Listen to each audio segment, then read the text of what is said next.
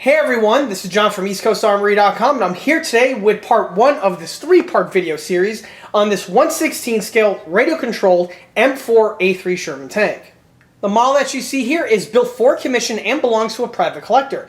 As I often mention in these videos, I frequently take on commission build projects from models ranging between 1/35 scale and 1/6 scale.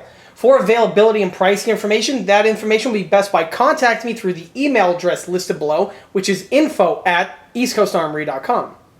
As what is the case on many of the other 1/16 scale radio control tank build videos that are found on this channel, I do these videos in a three-part installment.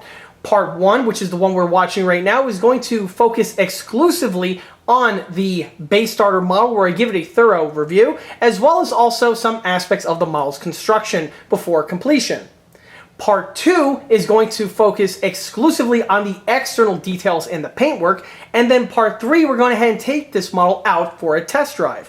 So stay tuned, because there's going to be a ton of info coming right at you. So to go ahead and get this series started, let's go ahead and take a step back to when this model was first started in order to get a good idea on what the base starter kit supplies you with, as well as the condition the model was when it first came to the shop.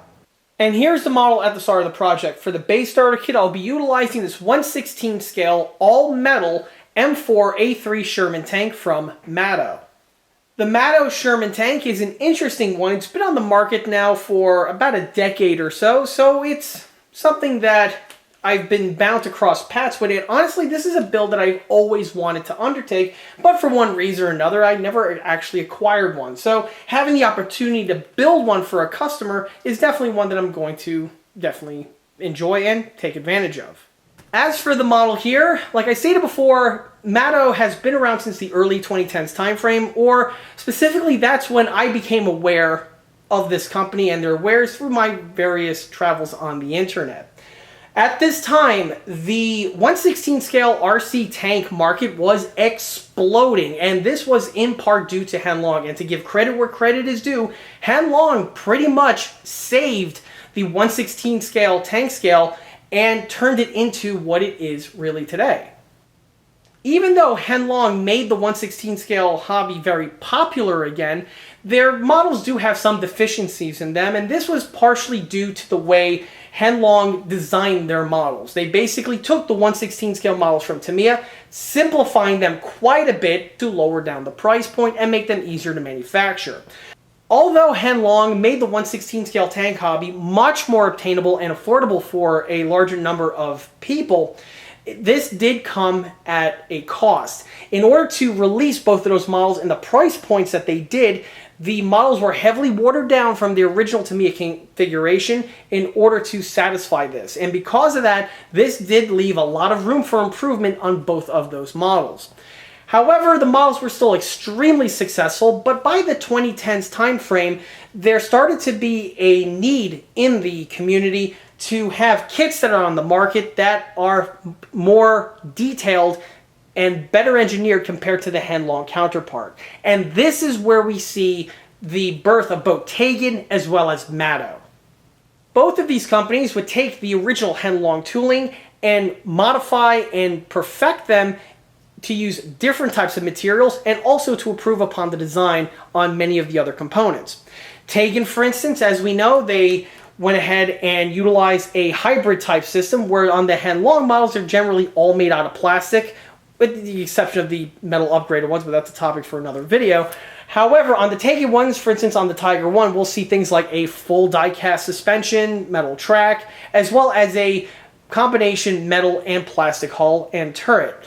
On the Mato models, however, instead of going with a hybrid type format, they made their models 100% out of metal. And this is a section of the community that does exist. There are individuals out there that must have, for all intensive purposes, for whatever reason, their model in 100% metal. And if that's you and metal is king, then the Mato models here are the best avenue on the market to this day for that type of an application. The Mato models are again tracing their lineage back to the Henlong counterparts. Some of the really early production Mato models are literally nothing more than Henlong tooling just molded in die cast. In fact, this is seen on one of their early production Tiger ones that I actually did a model showcase video on a number of years ago. That video can be found on the channel, and in that video you will see that basically it is nothing more than a metal hand long for one reason or another, and there are some pros and cons to that. I have been told that in the years that came after, Mato have revised their tooling, and the models are more or less their own designs now compared to the older counterparts, but you can still see some of the hand-long traits still there. One positive that this has is that there's a lot of parts compatibility. So Mato, just like with Taken, they offer basically the entire tank in components, and they sell them separately on the aftermarket scene. So if you're working on a hand-long or a Taken and you want to upgrade the parts for whatever reason with Mato ones, they will fit on that model. For instance, on the Taken Shermans, I prefer the Mato tracks and sprocket compared to the stock Taken ones for the reasons that I mentioned in those videos. Same is also true, by the way, for the Pershing. Mato Pershing tracks are the best on the market and also one of the more affordable options on the market, but the quality on them is excellent if you're working on a hand-long M26 Pershing. Of course, this model here is going to be their Sherman, and you'll see that once I crack the box open and I'm done talking about all this stuff. The Sherman was released, I want to say again, 2012 to maybe 2015 timeframe, and the model is a late production M4A3 with a 75mm. This model appears to be similar in overall size and shape from what I've seen on pictures on the net from the hand-long tooling. However, Mato definitely made a lot of modifications to the tooling, making it their own. And of course, the type of tank is slightly different. The hand-long is the M4A3 105, while this one here is just a standard 75mm M4A3. In addition to the Sherman, they also have some really cool kits that are exclusive to Mato, which would include the M10 tank destroyer, as well as two versions of the M36, the M36B1 and the M36B2, both of which I would love to add to my collection, but that's again a story for another day, for another time. Back to the model here. This one here was purchased off of AliExpress a number of months ago, and the model came in. I finally finished through some commission builds so I could finally dig into this one here. The way you see it is exactly how it was shipped, with the exception of the spray paint that I added to prevent any sort of accidental doxing. So here goes the model.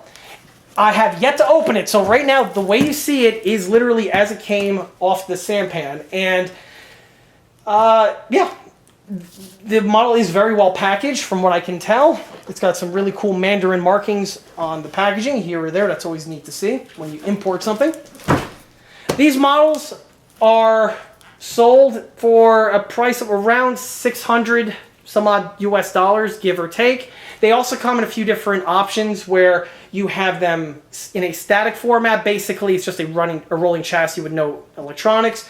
Two versions with airsoft, versions with IR, and they even offer them painted and unpainted in the white. So there are a bunch of option configurations available. It just depends on what the consumer is really looking for. For this one here, of course, the model is radio controlled, and it is left in the white because, you know, I'm going to be painting it myself. There's no point to pay extra to have a paint job that's going to be deleted. Outside of AliExpress, these models are widely distributed and are very easily found online. Some other places to track one of these kits down would be eBay, where there are a number of vendors selling these kits, as well as Amazon.com. However, if you like to do things the traditional or boomer way, where you walk into a brick and mortar store and try to find one in stock, that, I'm sorry, is not going to be the case, as these models here are primarily done via import, and it is definitely an internet hobby. So with all that out of the way, let's finally crack this box open. Running through the many layers of tape.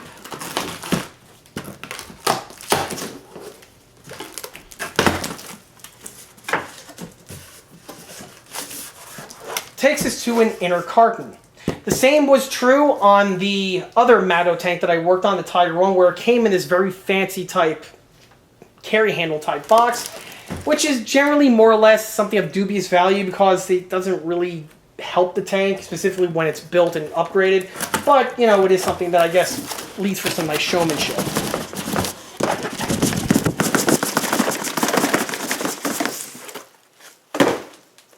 With the shipping carton removed, this is the actual model itself. As you can see, they try to have some kind of nice little showmanship here by having a matte finished cardboard box with some silver inlay with the important information. Of course, Mato Toys is the company and has the name of the vehicle right over here, or it's actually just the scale and the series that it's in. The box is very similar to some of the Henlong special edition boxes that I've seen. And it just simply opens up. The tank is very well packed by the vendor that I purchased it from. With the camera readjusted, you can see what the model looks like with a few of the layers of the bubble wrap removed. Like I stated before, the model is very nicely packaged. And the model appears to be in perfect, flawless condition. Okay, so pulling the tank out. Make some space here on the table. There she is, the elusive, to me anyhow, Mato M4A3 Sherman tank. As I mentioned before, and as you can clearly see, the entire model from head to toe, top and down, is made from metal. It's not going to stay 100% metal for long, and it's definitely not going to stay in the white as soon as I actually get starting on this one, but for the time being, it looks nice and pretty.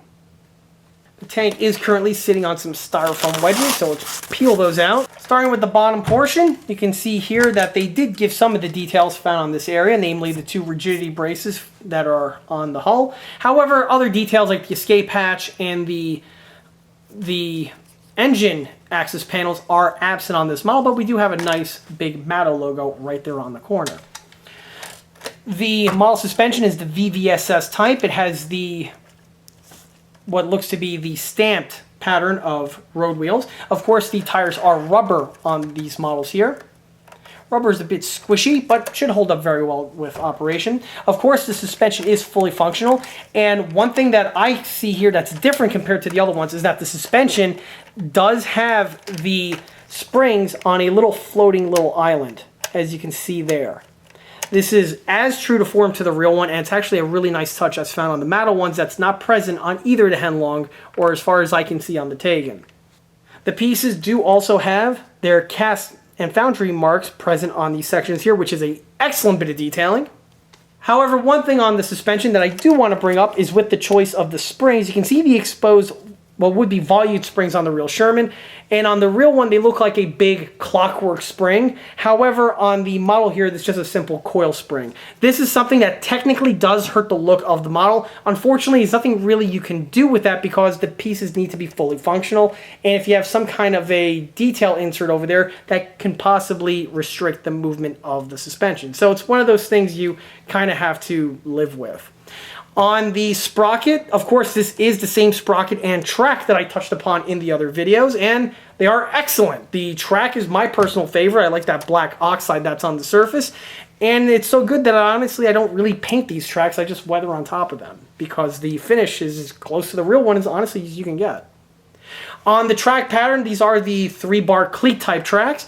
Mato does have several other options available with the various other chevron pattern tracks, but these cleat tracks always do look good on these Shermans.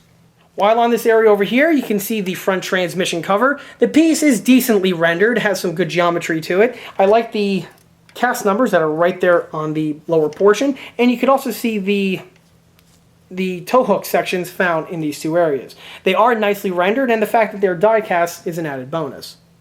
On the top portion here, we have the rivet strip, and one difference that's on this compared to the Henlong model, and this is something that this actually shares with the Tegan, is that the bolt strip is actually integrally molded onto the transmission cover as opposed to the Henlong one where it's integrally molded to the top hull. This is something that's a bit of a ding on the Henlong model. It's definitely fixable, and I mentioned it in my Henlong Sherman videos, but this is one change that was made by Mato and Tegan, for that matter, on their Sherman releases. Also on this section, you can see the tin work. It is integrally molded into the top hull along the lines as you see on both the Henlong and the Tegan. On this one here, they went ahead and molded in the the fender braces, which is something that I've seen done on the Tegan model. I'm not sure if I'm going to keep that on this one. Generally, I amputate these and I replace them with ones made out of a more scale thickness of metal, but these ones here seem to be pretty thin, so I may be keeping them on this build. We'll see as the build progresses. Also on this section over here, one thing I want to mention are these two little rough lines on either side here of the transmission bolt strip. And this is something that's a very interesting feature because it's not really found on many other Sherman kits on the market. However, there were a number of Sherman produced by one of the contractors that made the bodies where there was actually a small little wedge that was welded into both of these locations, and it's an interesting detail found on this model. Some people will see that and will think it's a mistake of some sort or another and polish it down, but this is something that is actually present on a number of Shermans out there, so it is something to bring up. On the front here, we have the travel lock, and what's really cool on the Mato as opposed to the other ones is that the unit is functional, where it pivots open.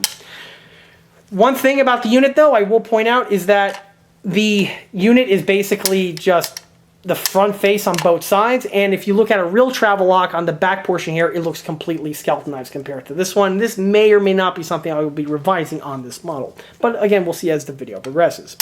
On the 1919 ball area, I really like that they have the bulbous cast section, which is a plug on the real M4A3 present. You can even see the little welds that they sculpted on. That's very nice on Mato. The 1919 itself is decently rendered. It's a nice little brass CNC turning here, and it has the overall look and shape of a Browning M1919, which is much better compared to both the Tegan and the Henlong counterpart. The tarpaulin rail is also present and is just molded in as it is on most of the other kits on the market. From there, you can see the remainder of the front details like the headlights, the brush guards, as well as the siren, and these details all look really, really nice. The headlights are powered with an LED, which is typically done on these models. The lift rings are present, and that's basically it for the front. One nice thing that I see on the sides is that Mato actually went ahead and rendered this little rail section here as a perforated rail. This is something that is missed by basically every Sherman manufacturer out there, where they just render this as a solid rectangle type section, but on the real tank this is perforated because this is actually how you fasten the side skirts to the vehicle. However, as nice it is that they added the little dimples, it's still not perfect because there's some geometry and segment details that are absent on this section over here, and even I believe the numbers are wrong on the dimples. So this is probably something I am going to be revising. And here's the model at the rear so you can see some of the details in better light. One real cool feature that's found on this one that's not present on both the Tegan or the Henlong is with the adjustable idler mounts. As you can see, you loosen this nut over here, and this allows you to swivel this plate that the idler is mounted on to either tighten or loosen the track as one would desire. On the other two examples, that's not the case, and the idlers are fixed, so you better hope that the track tension is where it's at, which fortunately for both of those examples, they usually are, and they tend to run very well with the track at the appropriate lengths. On the remainder details, we have a tow hitch right over here that can pivot around, which I believe is true to form. I think the real ones can't do that. The tow cable hookups are present, and one thing that's really cool is the rear hatch, which is functional. It's a nice feature found on this one that's not present on the other two examples. On the Tegan, the entire lower section here is actually die casting, and so you're not going to be able to make that open with ease anyhow. It's going to take a lot of hogging out and cutting to do that task, while on the Henlong, it's actually made from a plastic tooling, but again, it's molded in solid, and some work is going to be needed by the builder. On the Mato here, that's not the case. The piece is functional.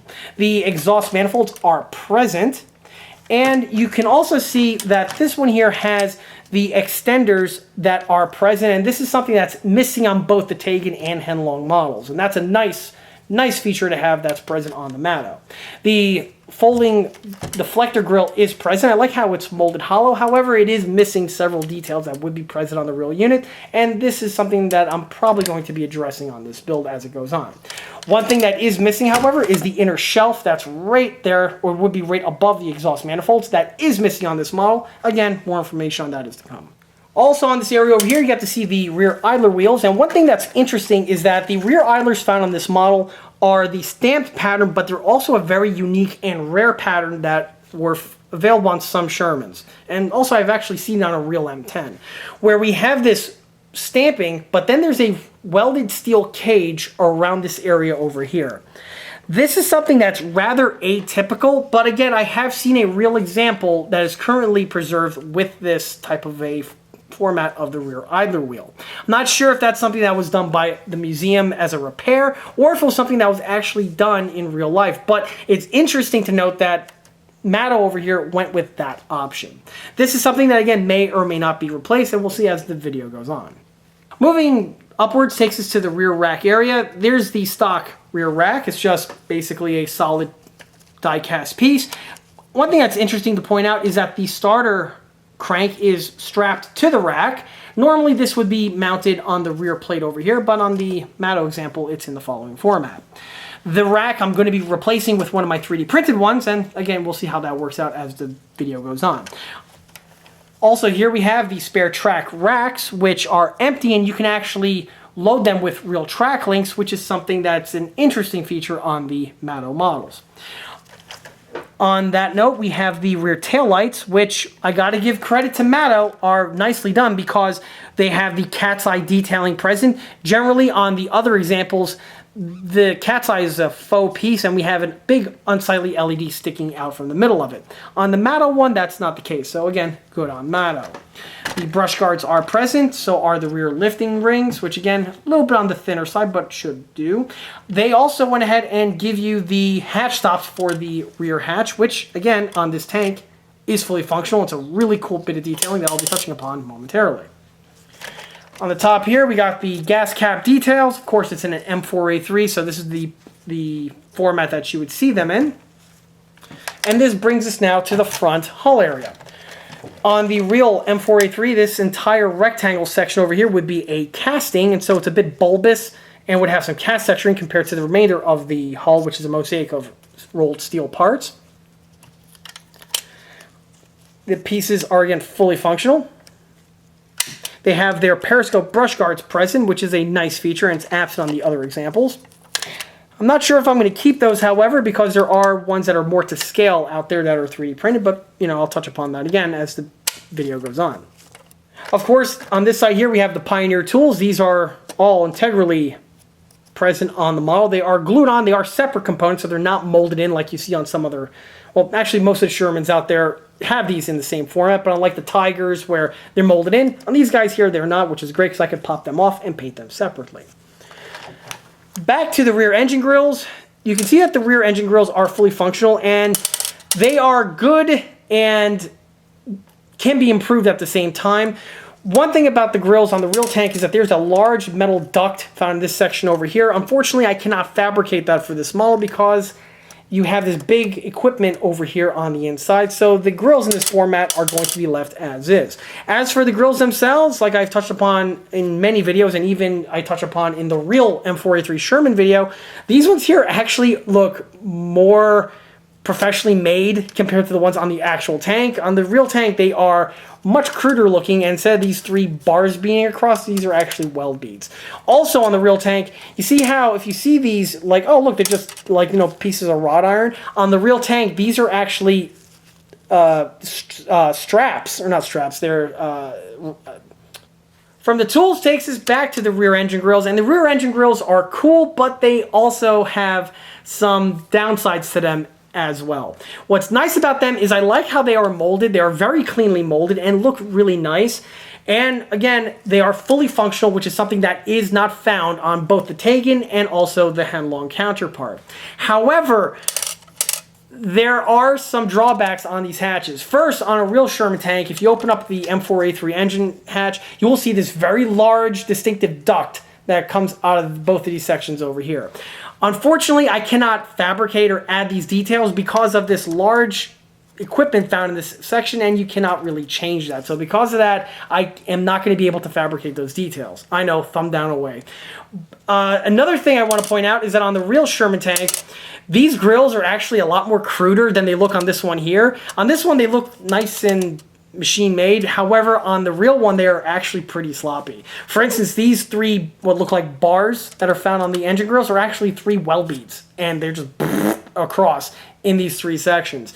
And the slats, which look like wrought iron on this model over here, are actually thick strips that descend into the engine compartment and would descend far below the engine hatch that we have here. All of these details, with the exception of the welds, which I am going to be adding, but those other details you really can't add. So on this build here, it's just going to be cleaned up for the exterior surfaces. I like how the handles, by the way, are actual handles on this one as opposed to blades that are present on the other examples where I always have to, delete them and fabricate them on a wire. On the Mato here, that's just not going to be the case. So that's it for the hull, and this brings us to the turret. This is a late production, or I would believe this may be considered a mid-production 75mm Sherman turret. Again, the hatches are all functional. If I can get the tape off the loader's hatch here, which you can see fully operates. Again, very nice feature that this version has as opposed to the counterparts. The hooks are mounted high. This is something that I've seen waffle on various Shermans out there. Some are high, some are low. Welcome to Sherman. On the back over here, we have the General Steel Super G integrally molded on. It's a nice feature. One thing that I found really cool is, again, this one has the split ring cupola as opposed to the other examples that have the single piece panoramic cupola. And again, I gotta give credit to Mato, the piece can't fully rotate. Very, very, very nice detailing indeed. Of course, the hatch is fully functional as one would imagine. But again, excellent job on Mato's behalf on that.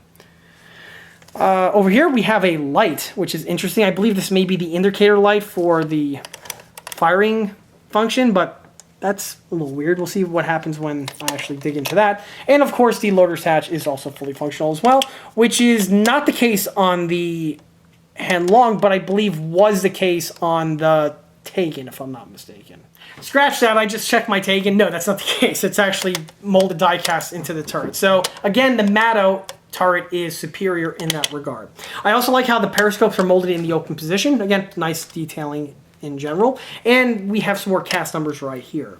On the mantlet, we have an M34A1 mantlet. I like the way it's molded. It kind of has a bulbous shape to it, which I have seen several examples in a similar type configuration. So it's definitely something that is not out of the realm of reality. On the 75mm, it's a turned aluminum tube, which has some nice geometry to it. And this one here has the flash as opposed to the airsoft firing capability. I'm not sure if this kit is offered in airsoft. It may be, but again, I'm a little hazy on that topic at the moment.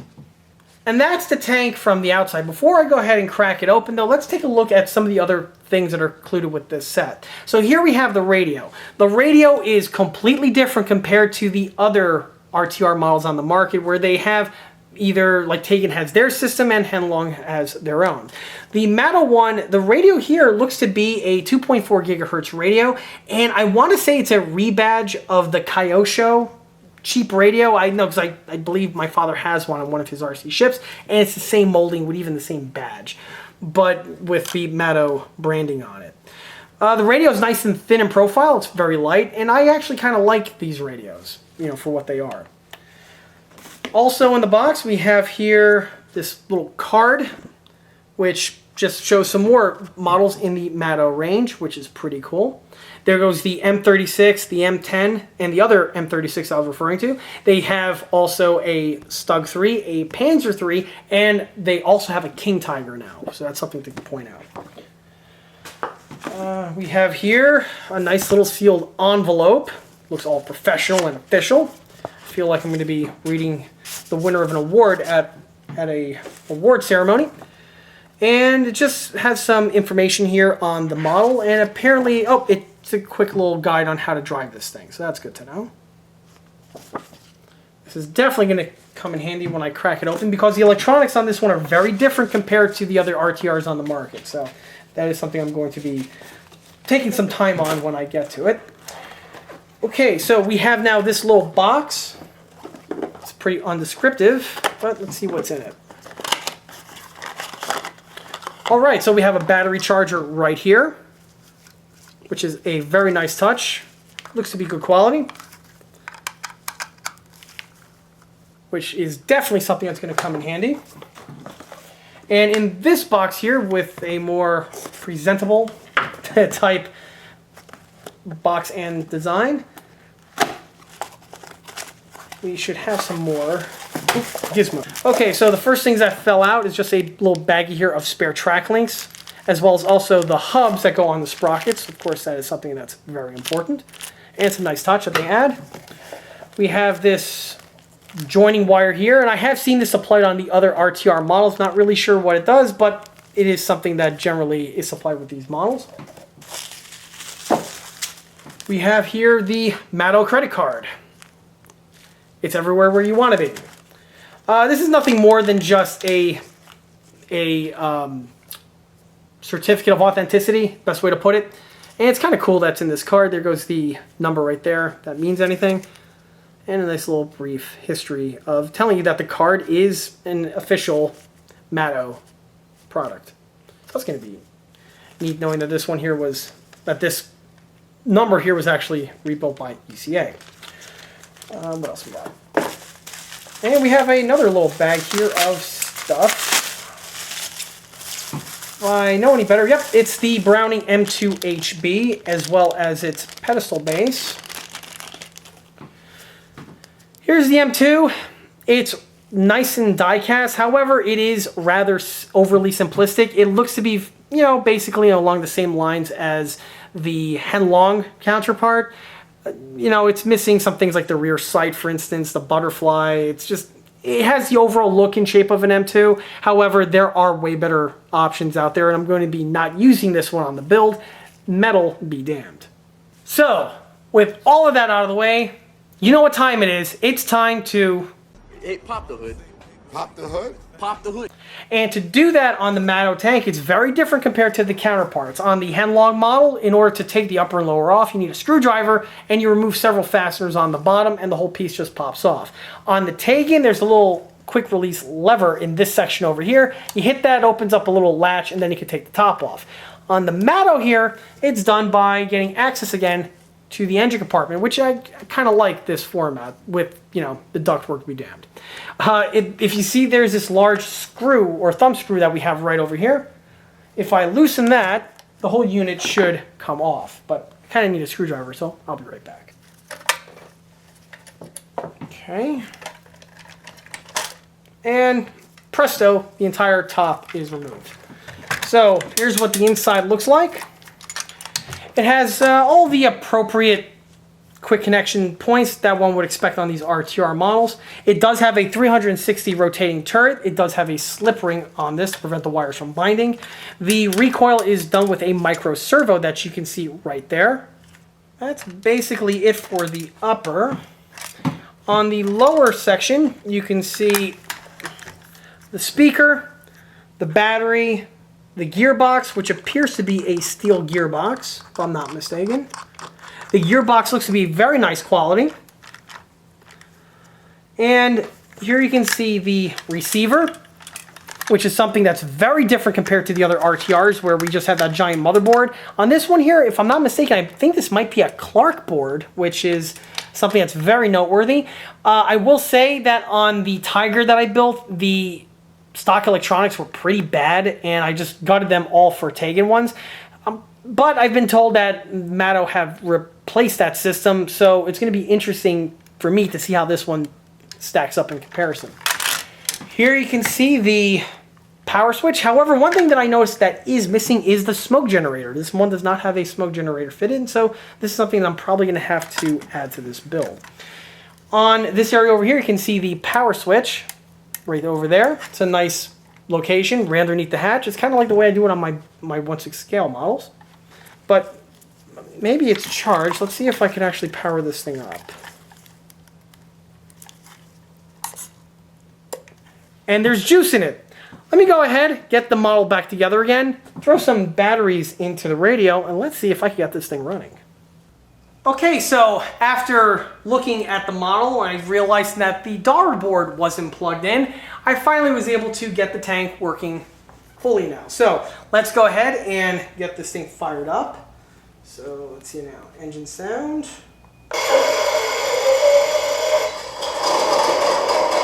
All right. lights.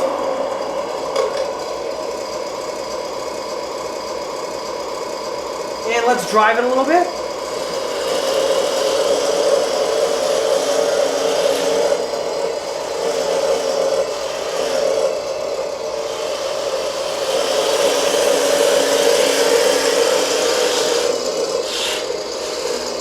Would help if it doesn't get caught in the carpet, but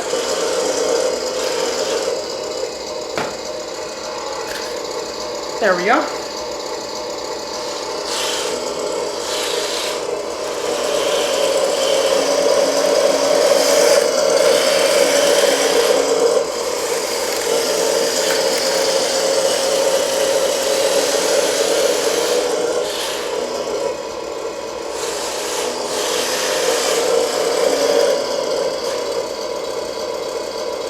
Let's rotate the turrets.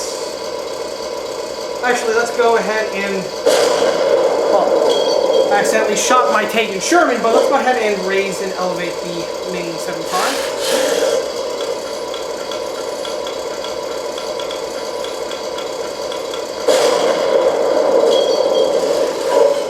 Okay, let's rotate the turret.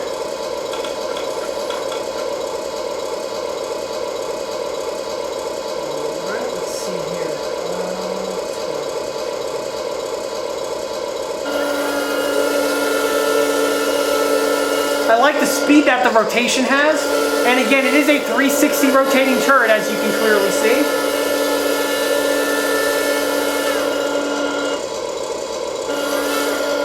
And as for the MG, that is done.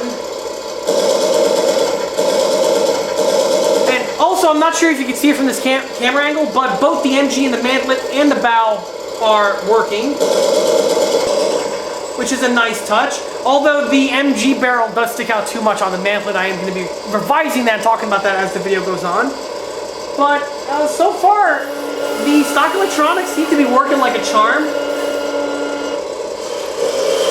I will say it is a little trickier to operate compared to the Tegan and the Henlongs.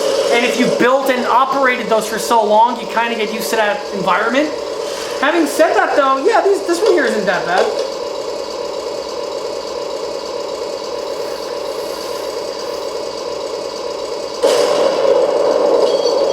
After a few minutes, it could definitely grow on you. So to start the teardown, the first thing I'm going to do is what you do on every tank teardown, and that's to take off the tracks. The tracks on the Mato kit here are just like what's seen on many other tanks on the market, where they're held in place with a single fastener. Only unlike the Henlong and Tegan models, where it's a cap screw, on the Mato here, it is a Phillips drive. So with a Phillips screwdriver, you just go in there, and you loosen up the fastener. There isn't any Loctite or any other type of additive to the thread, so the piece comes off really, really easily and quickly.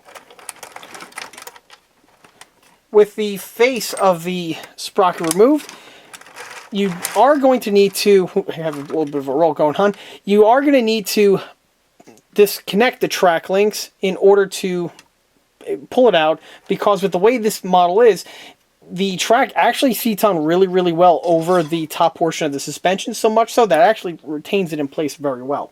So to take it off, you're going to need to pop off the teeth, and that's done with 2 pliers that I have right here. These are just on with a friction type fit, so once you grab on one tooth and the one on the opposite side, with a little wiggle, the piece comes right off. It also helped to put something heavy and metal in front to prevent the tank from rolling around. That would be bad.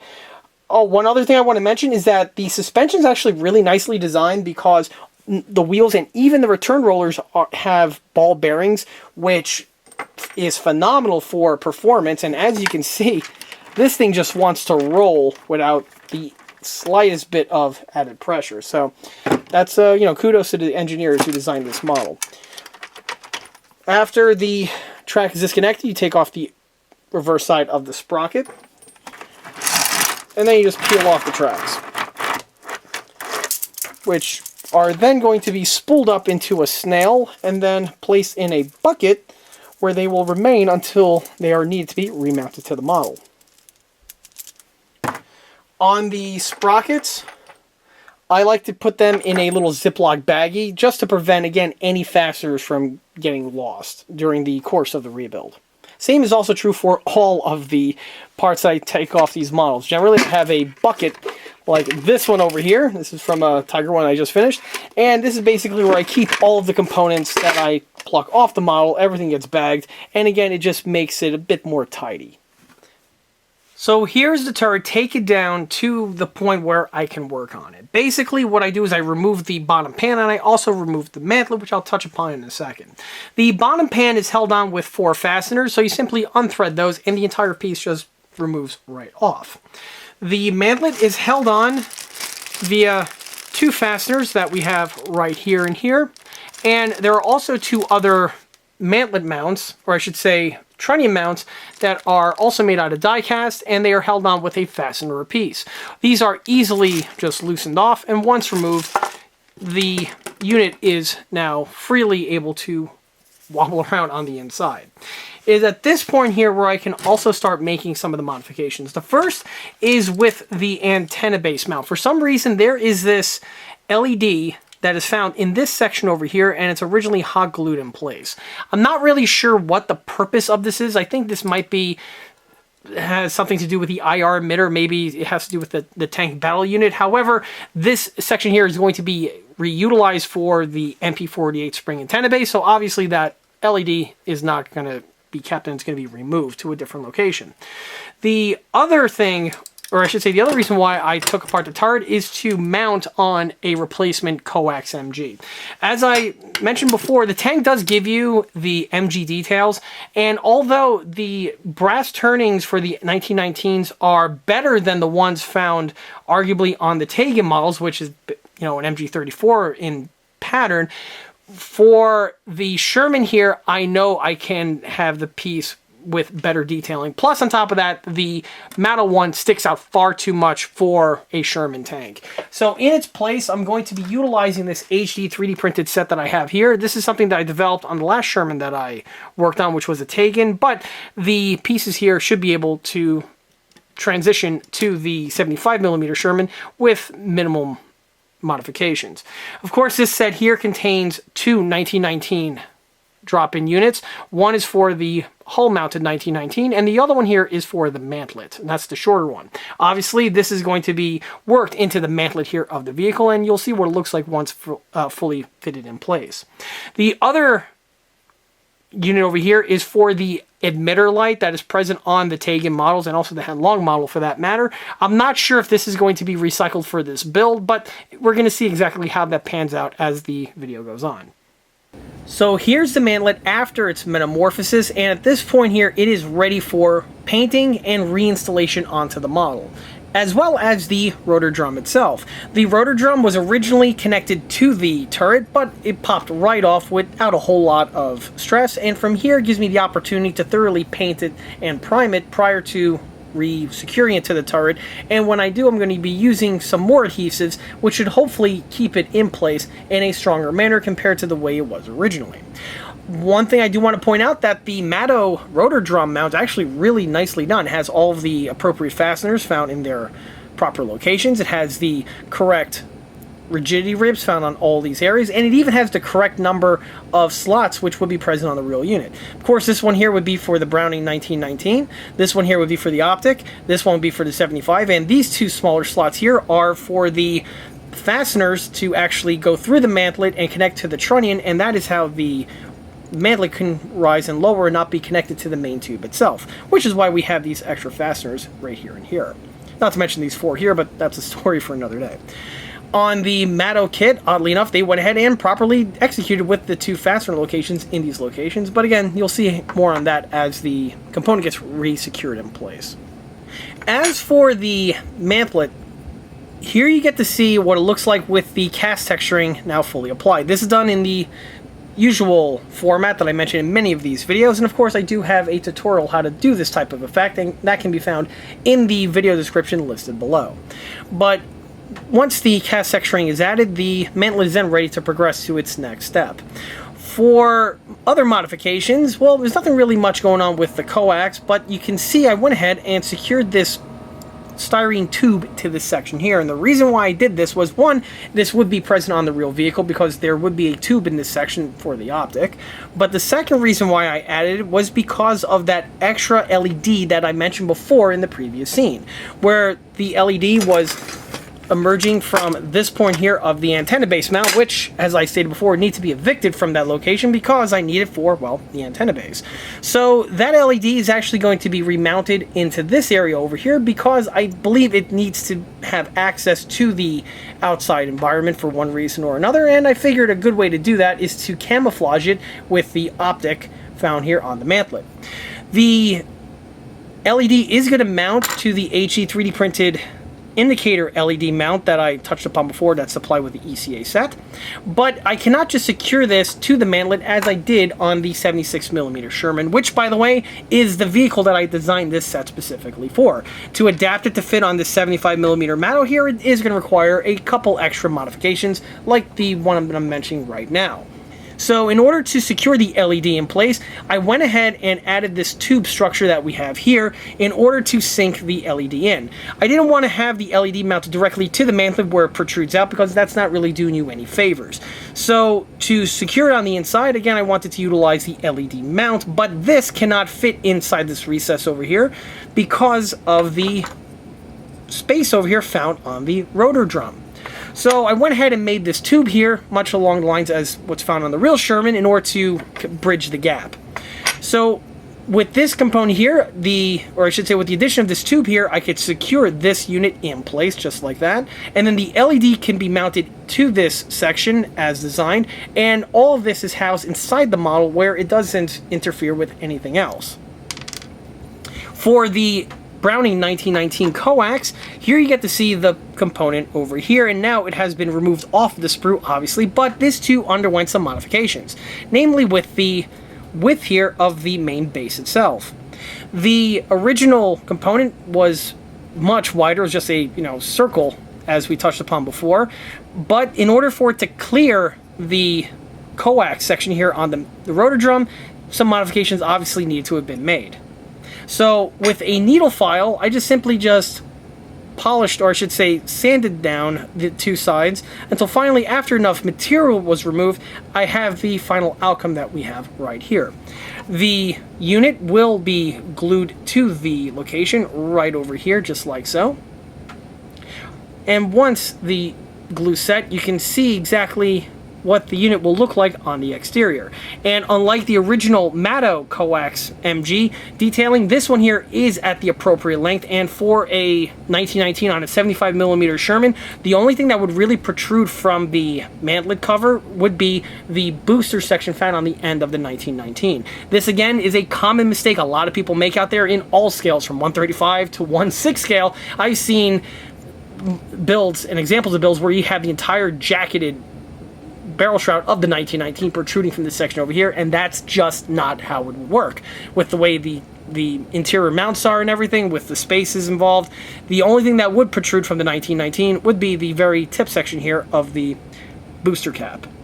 So one other thing I want to mention, one advantage that the ECA set that allowed me to go ahead and remove this material here was with the original hole that was integrally printed onto this section over here, because as I recall, or as I mentioned earlier, this here was designed for the Taken 76mm Sherman, and on that vehicle the flashing bulb was a small LED just like the one here on the Mato. So this piece here will be able to connect without any sort of other interruptions, aside from removing the little bit of hot glue that remains on the surface, but that's really easily done. So once the piece fits in place just like that, this then gets secured to the mantlet and also through the rotor drum, of course, thus completing the modification. But before I can do all that, this needs to slide off into paint, where it's going to get a coat of flat black primer, and the other bits of equipment that I just mentioned are also going to be receiving the exact same procedure. In addition to that, I may also be adding a little bit of cast texturing here to this rotor drum, because literally, why not? And it would be true to form for the real unit. So I'm probably going to go ahead, quickly add that cast texturing, and then get both of these into paint. While on the topic of paint, in addition to putting the primer on these sections over here, I am also going to spray these areas and the inside portion here with the base coat, because obviously this is something that you're really not going to be able to get access to once it is fully assembled. So when it's at this point over here, it's best to go ahead and take care of that at this time, just to prevent any sort of blind spots that can possibly emerge when the model is fully painted and weathered, because that's really not helping anybody. Also, one other detailing I want to mention on the turret is the addition of this little notch that we have right here on the bottom lip. This is a bit of detailing that is very important for the Sherman tank and is absent on the stock Mato model. The reason why this notch is here is because on the real Sherman tank, this is how you would get access to the turret rotation ring, which is mounted to the upper hull via a series of flush-mounted flathead screws. And to take the ring off, basically, you just index the turret to each one of those screw locations, and then you would simply remove those screws. Once all those screws are removed, the entire turret can be promptly removed. In order to figure out exactly where that notch went, I went ahead and dug through my parts stash, or basically my unbuilt kit stash, and of course I'm going to have another Sherman on hand, and you can see from this Tamiya turret here, I was able to basically map out where that little notch went. The notch itself was added with a Dremel with a cutting stone, and then I went ahead and refined it further with a round needle file. After about a minute or so of work, the notch was added, and it greatly improves the look of the model compared to just leaving it absent. On the notch, you only need to make it to the upper section, because with the way the kit is designed, as you can see, the notch does not come into any sort of interaction with the lower pan whatsoever. So while I'm working on rebuilding the rear section of the model, I am going to also be replacing the stock engine hatch as well as the two stock exhaust manifolds. The manifolds, I'm going to replace them with one of my own cast resin ones, and I'll touch upon why in a minute. And as for the engine hatch, well, the stock engine hatch really isn't the best thought out component. Like I may have touched upon before, the piece is functional, yeah, but the portion that would be attached to the hatch is actually molded into the body, so it kind of negates the whole reason of the hatch opening to begin with, and on top of that, the hinges are just too fragile and the piece just fell apart on me. So I'll be replacing it with a recent addition to the ECA catalog, which is an HD 3D printed engine hatch that we have here. Now, I actually mentioned this engine hatch along with several of the other components that I designed for this particular build in another bunch of new product announcement videos, and they can be found on the channel. Regardless, the rear area over here is going to be completely redone. So in order for me to delete these sections here, this has to be done with a Dremel with a high-speed removal bit, and in addition to the high-speed removal bit, I also need to amputate these two sections here of thread. The thread need to go because they are protruding way too much out of the rear idler housing, and this is not as per the real vehicle. In fact, it's not even a threaded section here, it's actually just a big bolt on this section. That's how you adjust the tension, but that's more or less the topic for the 1/6 scale videos. And the one here needs to be removed because it gets in the way of the Dremel for me going ahead and polishing down all these details that need to go in order for me to cauterize the surface and get it ready for the new parts. So in order to remove these, I am going to use a Dremel with a cutting stone, but as you can see, the wheel kind of gets in the way and prevents a good cut. So I'm actually going to go ahead and snip them off with a pair of snips here, and then I can face them with the Dremel, which can actually get into the tighter confines.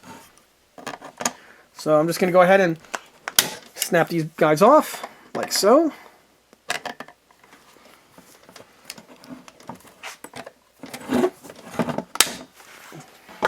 Put up a good fight, but I still won in the end. And now, I'm going to square them off with the Dremel.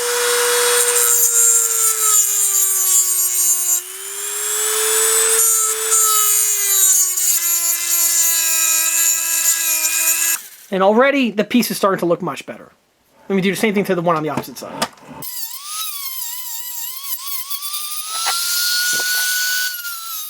In order to square them off further, I am going to use a needle file. And that should blend the surfaces down and take care of any possible uneven cuts that were done from the Dremel.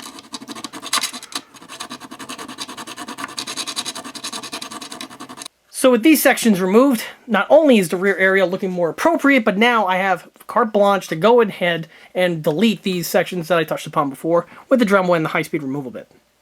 And here's the rear portion now all sanded away. The grinding did a good job with removing all of that extra material, and then I went ahead and polished it down with some sandpaper and even a little bit of putty work just to make sure the surface is as smooth as possible. At this point here, the new 3D printed ECA HD 3D printed rear engine hatch has been secured in place. It just gets glued to its location and you're all set once it's where it needs to be. Before I go ahead and add the remainder of the details, one thing I am doing at this time is I'm adding some putty here to the rear portion of the idler. On the Sherman tank, you are not going to have this type of a gap found in this section over here, and this gap is primarily there on this Mato example because that's how the sprocket gets assembled.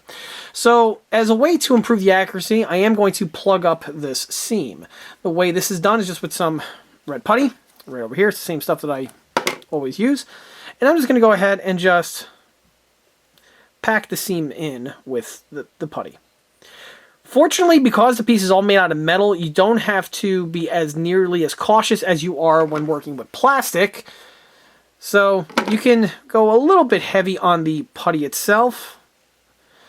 Normally, if this was a plastic model, you would want to make sure you don't get into these little recesses over here because it could clog it up, and then when you try to remove it, it's going to melt the plastic. So that's not something that is an issue here. You just want to add the putty to the appropriate locations and then just sand and chip away when the putty is fully set.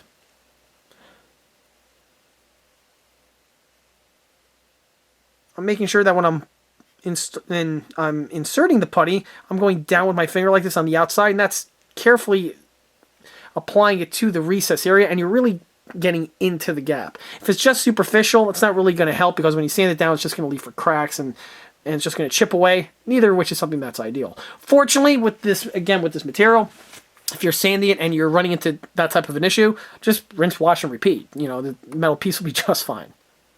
So with the rear area fleshing out, I'm now going to go ahead and reinstall the tow hitch. This is basically stock. The only thing I did was I drilled a hole in this section over here with the drill press with a really small Dremel bit.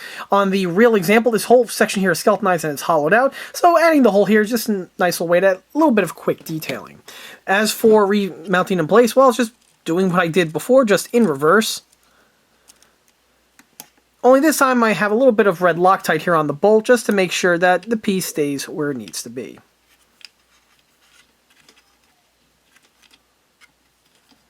And that's really all there is to the install.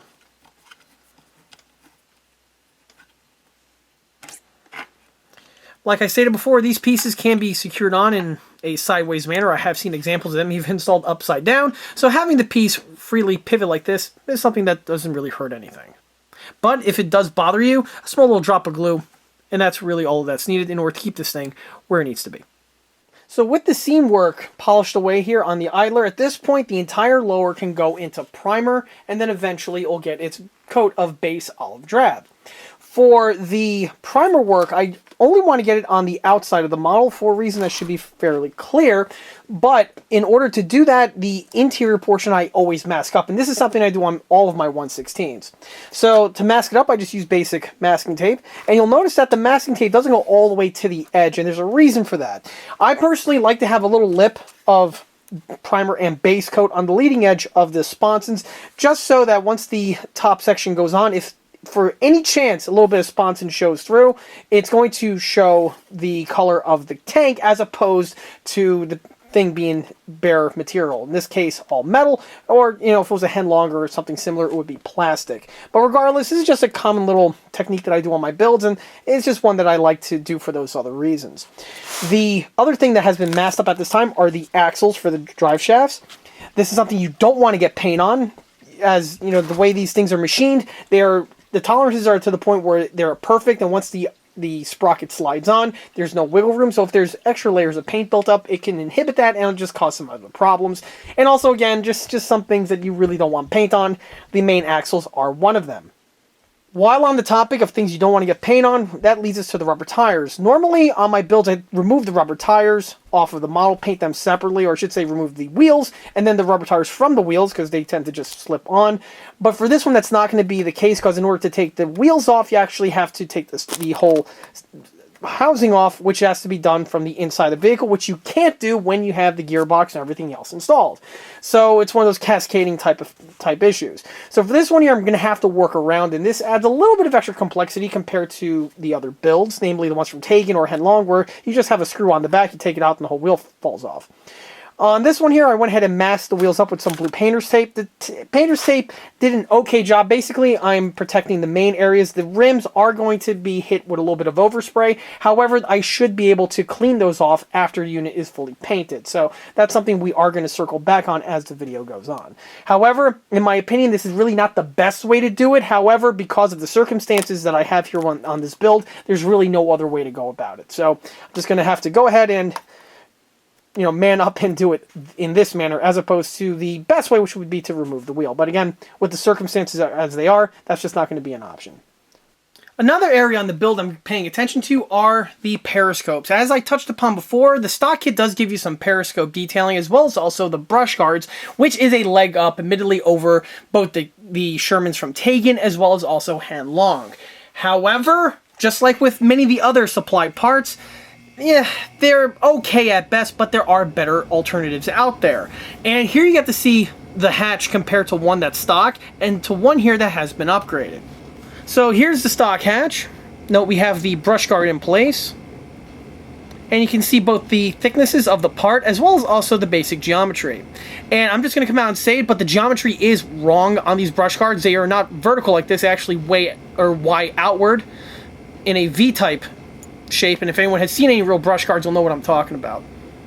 I will say, though, that these pieces are robust, and for the tank being radio controlled, if you're the type of person that runs these things a lot and, you do handle them quite often, perhaps you may want to keep these ones here because, again, one of the positives is that they are very robust. However, for this build here, we're going to go more on the detail end of the spectrum, and so you can see that I replaced it here with an aftermarket source. The aftermarket component that we have here is one that's listed on shapeways.com. It is an HD 3D printed component, and I've utilized these parts on many of my 1/16 scale American armor builds, from Shermans to Pershings. If you name it, it has this scope on it, it's going to get this brush guard.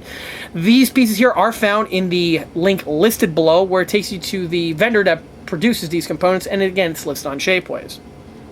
In order to secure these in place, you are going to have to first amputate and remove the kit one.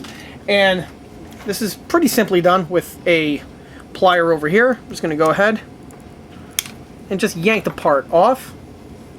The piece is just held in place with some adhesive, so a good little tug and the thing will pop right off. At this point here, you can see the molded in periscope detailing that is remaining, and this needs to go because we need a nice flat surface here for the new replacement piece to be glued onto. This is something that can be easily removed in two formats. You can either use a Dremel, or you can just do it by hand and utilize a file, both of which will get you to the same result. If you're going to roll with a Dremel, I have here a high-speed removal bit, and this is a fresh, brand new bit, and this is important to mention because these bits here, if they're nice and fresh, they're going to do short work of the molded and die-cast material that's found on these components.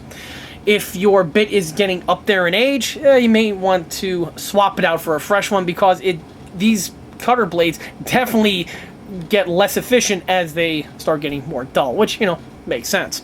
So I'm just going to quickly go ahead and buff this down.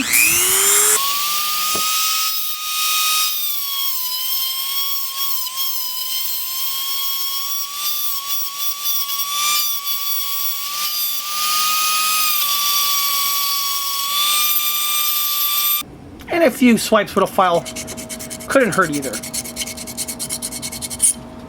Okay, so now that the material is removed, the trick is, by the way, when you're removing the materials, you want to leave the bit as level as possible. If the unit is canted, it's going to cause a bit of a problem when it comes time for mounting on the new accessory.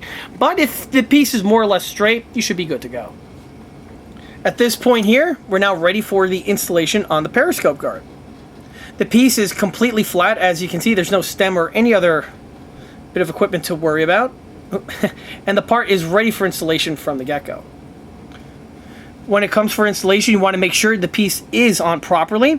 There is a spring and hinge mechanism found on the rear portion of these lids, and you can see that detailing on there. So you want to make sure that that is pointing to the rear portion of the vehicle, just so it prevents any sort of problems.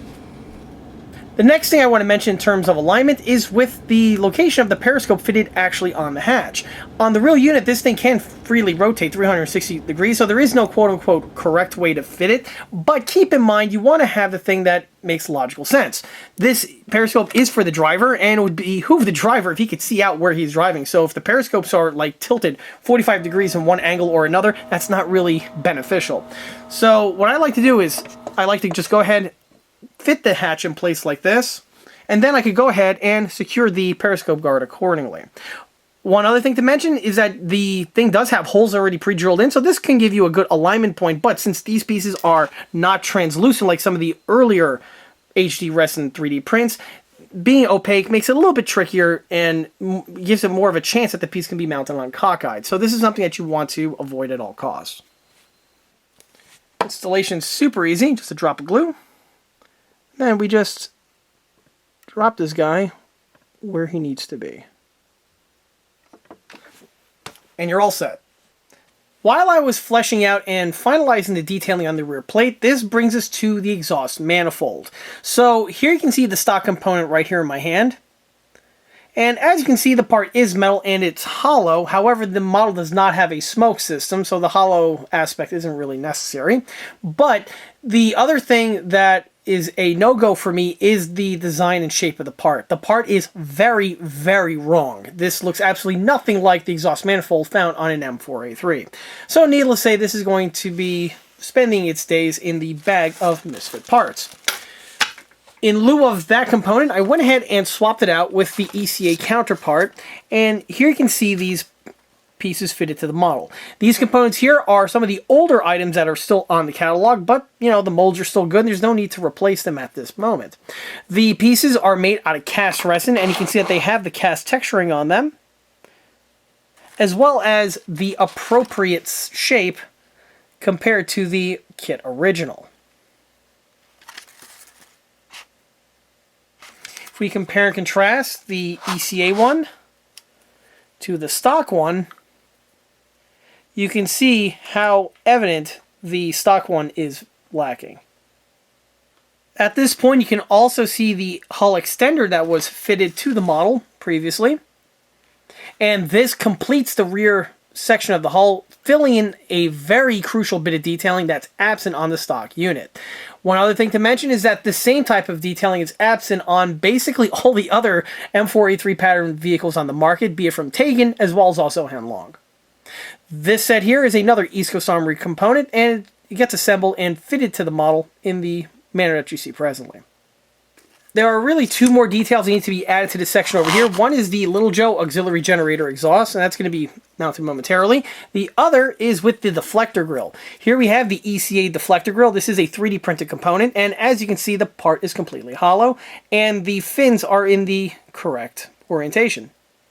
We have here the lock mechanism that would secure this to the hull when not in use, and we also have here the little handle that stows away in its retracted state.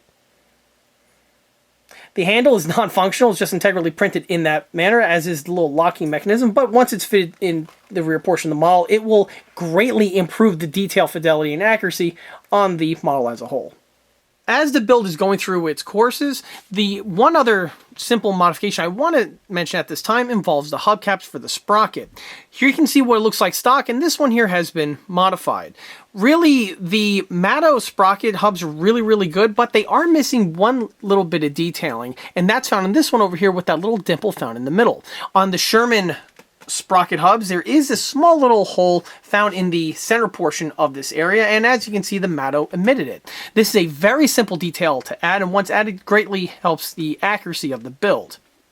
In order to add the divot, what I'm going to do is I'm going to utilize the lathe. The lathe is the best way to do this because it ensures that the hole is drilled dead center on this component, which if it's off skew, this is something that can potentially hurt the look. But if you use the lathe, this is definitely avoided.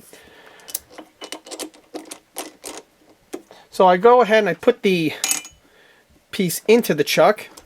And as for the tailstock, I have the bit already fitted in place. This is a 1.5 millimeter bit.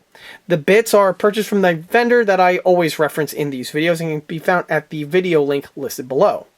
With the tailstock bolted in place, I'm now ready to do the drilling. The divot is a really easy one to add. You don't have to go in too far, just about like a millimeter or so, just for you to have a nice indentation in the center, and then that's basically all you need. So from here, I'm going to go ahead and turn it on.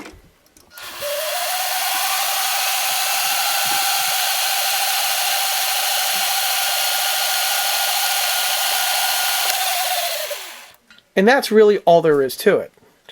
Regrettably, this is one of those procedures where you kind of need the tools to do, and if you do not have access to a lathe, this is probably one of the things that you can either try freehand to some degree of success, or you might just want to omit entirely. But again, this is one procedure that you can add to your Mato builds in order to improve the detailing on them. And here's the model now fully completed, and at this point here, it's actually ready for painting. The model went through all of the typical ECA upgrades that would include both HD 3D printed components from ECA, cast resin parts from ECA, as well as also some other 3D printed components from other manufacturers. In addition to all of that, the vehicle has several other scratch build mods that I'll be touching upon in a moment. I will of course be going over all of these additions and revisions in more depth in part 2. However, let's just go ahead and go over some of the other sections of this model in a quick gloss over. So the first thing I do want to mention are the side skirt rails. The side skirt rails were integrally molded in, as we saw earlier on in the video. However, just like what's typically seen on these models, the molded in one is a bit chunky, and it just looks far more better detailing wise if the original one is completely amputated away and a new replacement one is fabricated. The new one that we have here is made from styrene strip. It's about 1/8 of an inch wide, if I'm not mistaken, and I went ahead and added to the following locations. Of course, this is a mirror image on the opposite side. On these Sherman tanks, they are known to have the side skirt mounting rail cut into 3 sections. We have a short one in the front, a longer one in the rear, and then the longest one, of course, is dead center. The sections were carefully marked, and I cut them to shape. Once everything is fully painted and weathered, you will be able to see the slice lines in much more better light. And the slice lines are straight up cuts. You don't want to just take the plastic, put a little indentation with a X-Acto, and then glue it on. You're not really doing yourself any favors. It's best to simply just cut the piece and then glue it on in 3 separate sections, because this yields for some better accuracy. On top of that, the one in the rear and the one in the front have an angle cut to them, and this is something I have touched upon in a multitude of other videos and Shermans in all different scales, and on this one here, it's no exception.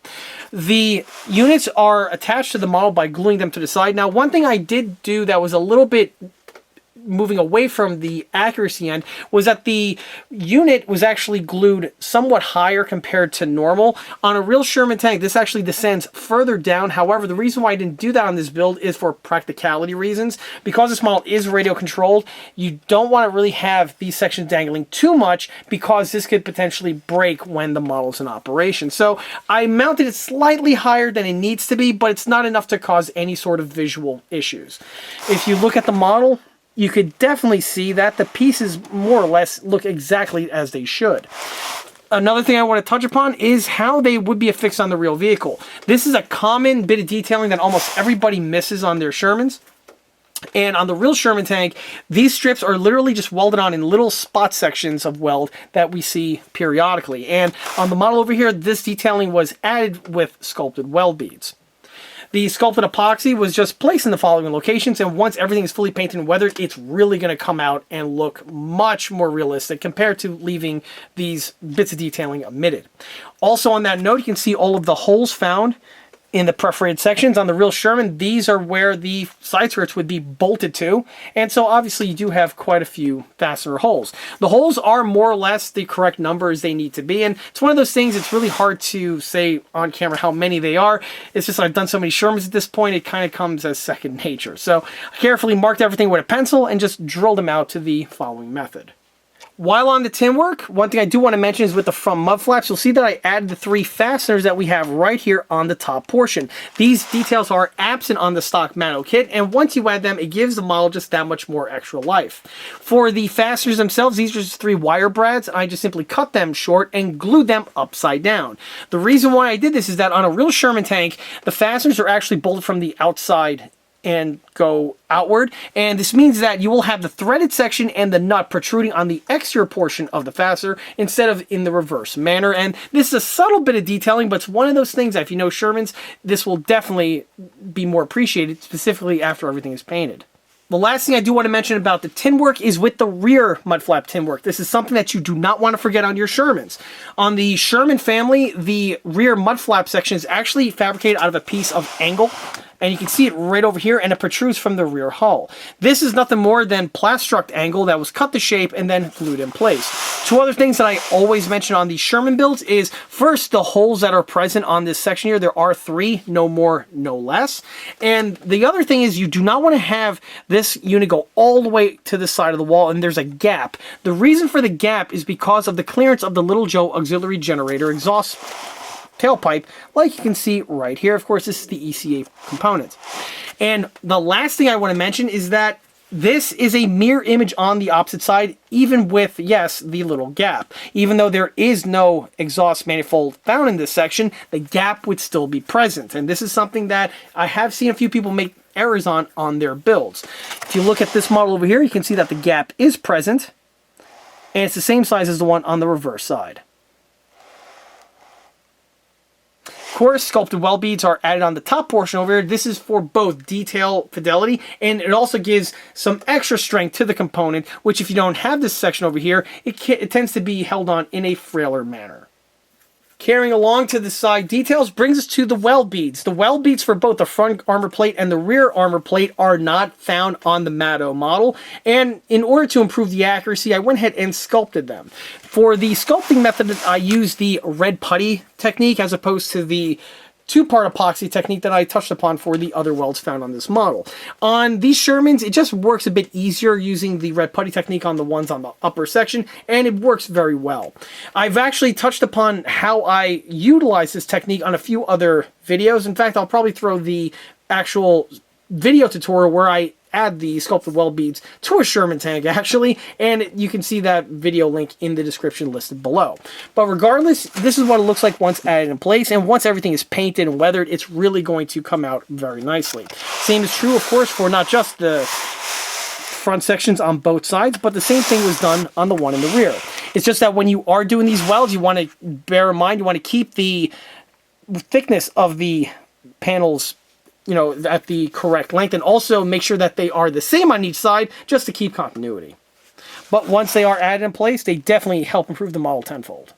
Jumping to the rear of the model, you get to see the ECA components fitted in place. We have here the track racks. These are the ECA HE 3D printed ones, and at the moment you see that the tracks themselves, as well as also the straps, have not been added at this point, and this will be secured on after the model is fully painted and weathered.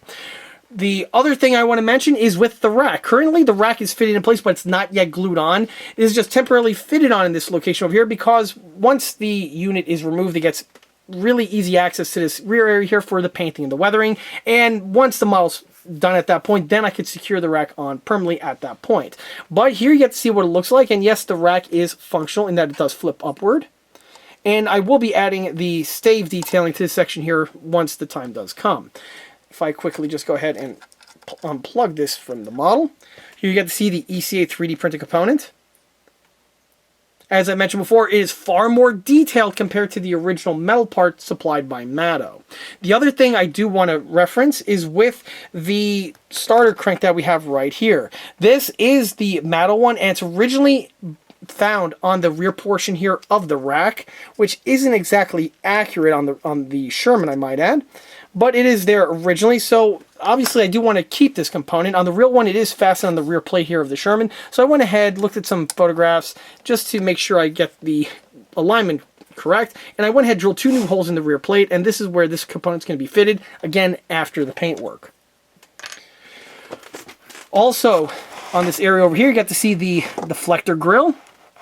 As I touched upon before, this is far more detail accurate compared to the original one found on the Mato model, with all of its louver as well as its baffle detailing. All of the mentioned HC3D printed components are found on the ECA catalog. However, one thing that you do have to bear in mind is that, yes, they are far more detail accurate compared to the stock Mato ones, but they are also much more frail and fragile. So much so that you want to really avoid any sort of handling of the model in this section over here, because these pieces are very susceptible to breakage, as are the brush guards that I touched upon earlier on. This is the type of thing where you want to make sure exactly what do you envision for your build. If you're looking for a model that's robust, you're going to drive it till the tracks come off and really have a blast with running it, then in that case, perhaps these components aren't really recommended for you, and you may just want to keep the stock ones, as, to be fair, they are very robust.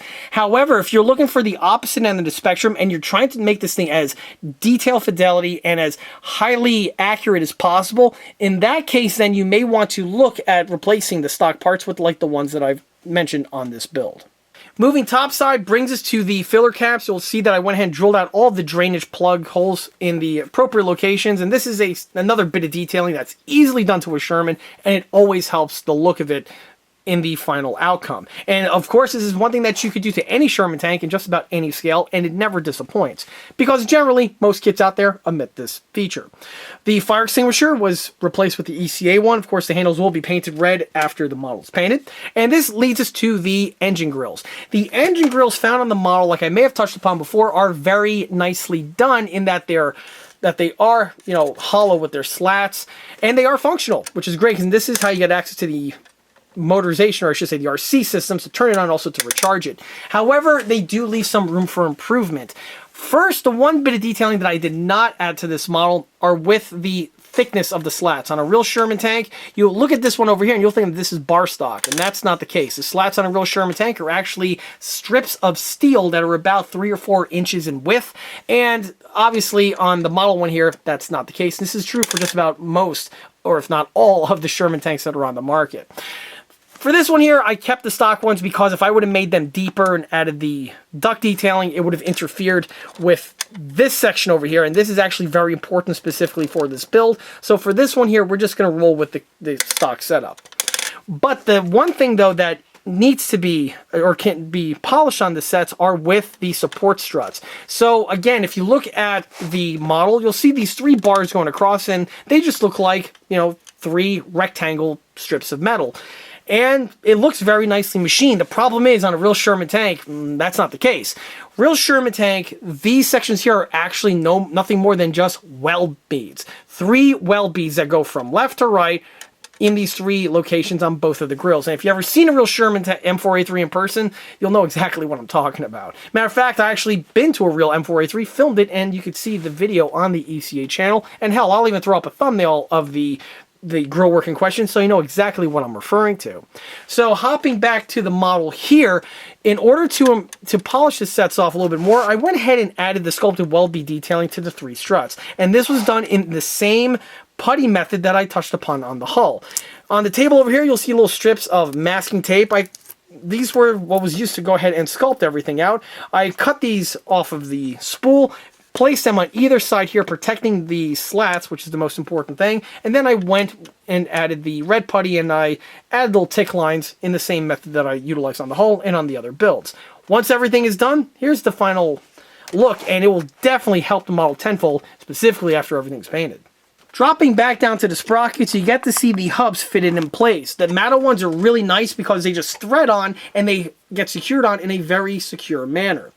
The sprockets were first reattached to the spindle with utilizing the exact same fasteners and lock washers. The only difference was I had a small little drop of red Loctite onto the threads, just so once everything is in place, you're never going to have to worry about the fasteners undoing themselves. Also, with the very thin amount of red Loctite that was utilized, it's not a permanent hold, and for whatever reason, if you need to take the sprocket off for a holy crap type situation, the fastener will easily be able to be overcome with the screwdriver.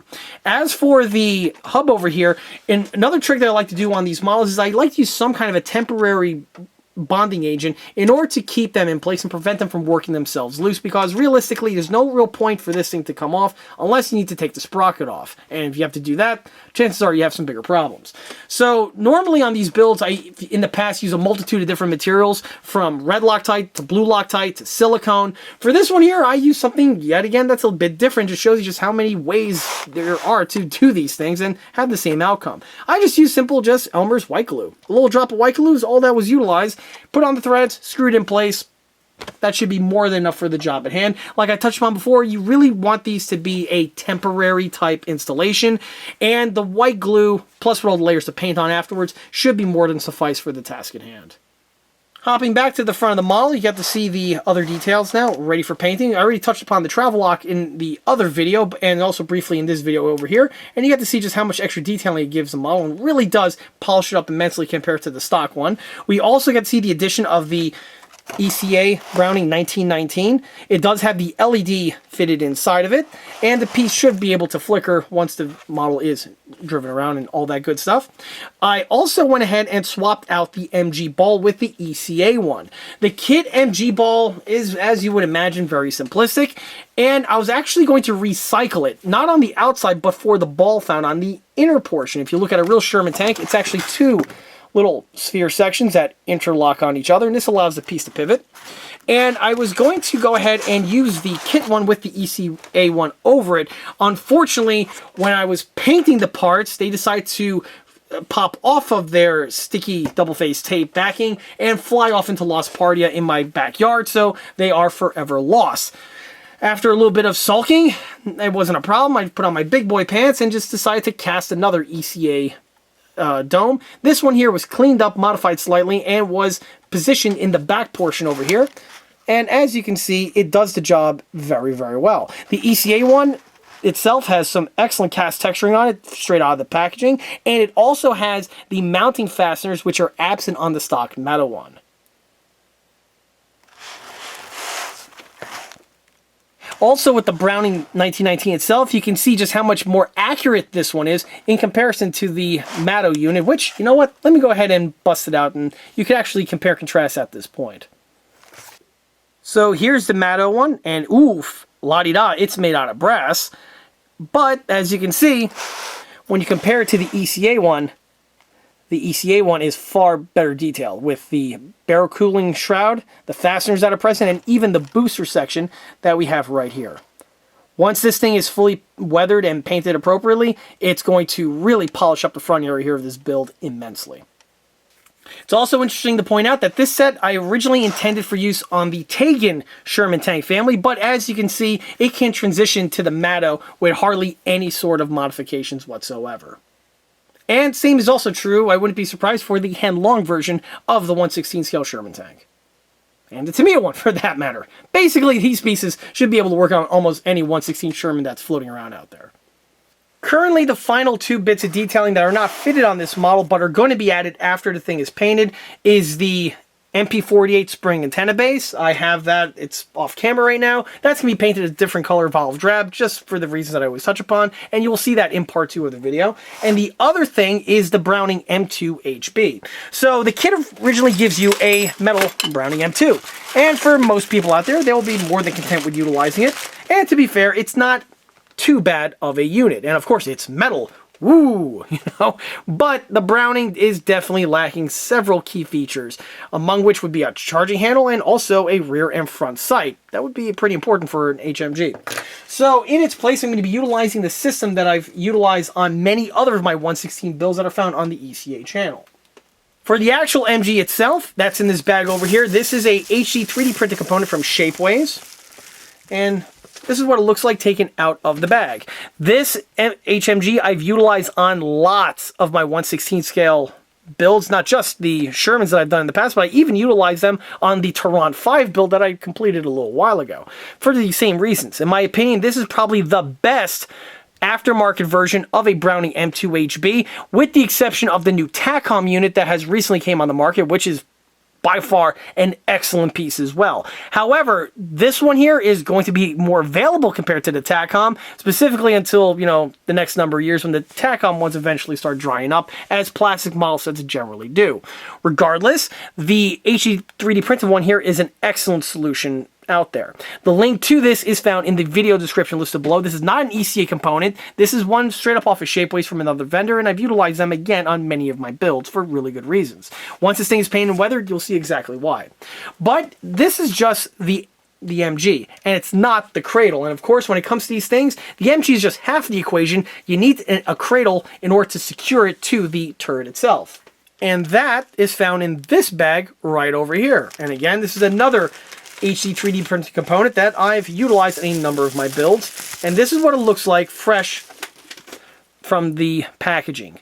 So this is one of those stamped sheet metal MG mounts. Oddly enough, the name escapes me at the moment, which is ironic because I actually produced one of these in 1/6 scale. This isn't mine, by the way. Again, this is made by another vendor, but his is so good, there's really no point for me to tool up one. This component here is very nicely done. So on the set, it's all self-contained, as you can see, and we have the yoke, the cradle for the MG receiver, we have the ammo tray holder, and we also have the belt tensioner.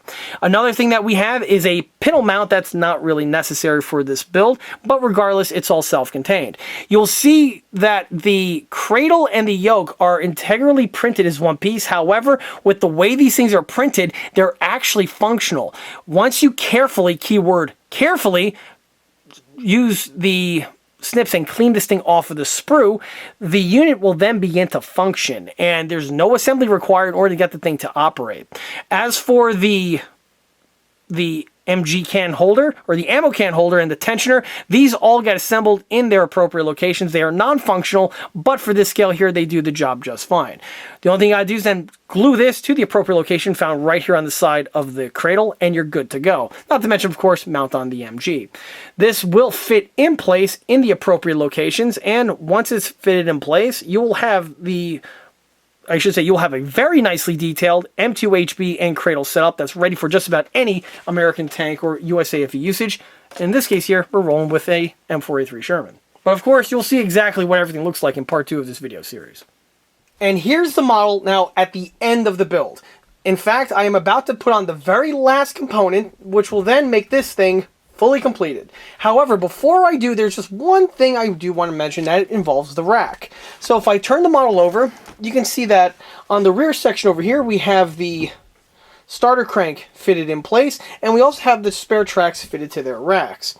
The very last thing I want to install is the folding rack, like you see right here. The reason why this is not yet installed is because, one, I need the area clear so it gives you better access to install this bit of equipment. This does need to be installed to the model by drilling some holes into the rear plate, and then the unit can then be affixed in place with some adhesives. And this is obviously way easier done without the rack present. But with the rack, you want to make sure that you clear that little stop right over there, because it'll be really, anticlimactic when you install it and it's actually making contact with the wrench, so you want to adjust accordingly. Outside of that, the other reason why the rack isn't installed before painting as well, also for paint work. It's much easier to get the paint thoroughly in both the area over here and also on the back portion of the rack when it's not fitted in place. And the very last reason is because it's easier to install the cleaning staves when the unit is not yet installed to the model.